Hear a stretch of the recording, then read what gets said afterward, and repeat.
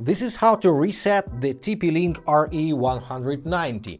Well, if you forgot the password, your only option is hard reset. To do this, just face the bottom of the extender, find the reset button in the small hole, grab the pin or some other pointed sharp tool and click on this button.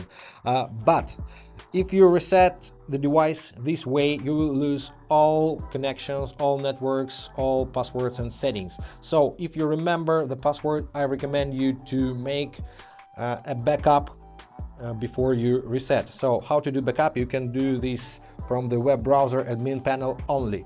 To get to your extender settings, you need to type in the search bar the following address, tplinkrepeater.net, and press enter. But if you're connected via WPS, this won't work. So you need another method. In this case, you need to go to your main router's control panel and make your way to the DHCP client list. It may be in different places depending on your router's model. So anyway, you need this DHCP client list and you need to find your extender in this list, copy the IP address, Ctrl+C, and paste it in the search bar in any new tab, press enter, then enter your password.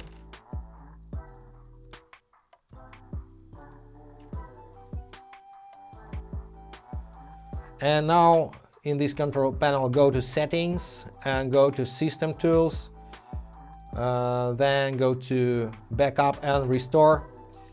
By the way, from here you can make a soft reset, restore all configuration setting to default values except your login and cloud account information. You can do hard reset as well, same as the button pressing, and you can backup here. Click on backup. Some reason operation is failed. Probably we have to reload the page. If the operation is failed, it means you are not connected to the extender's network, because despite of we entered this page from the main router's DHCP client list, we still have to be connected to the TP-Link extender to make a backup. So let's find TP-Link extender network my Wi-Fi 5 GHz EXT. This is main network, EXT stands for extender. So let's connect to the extender's network.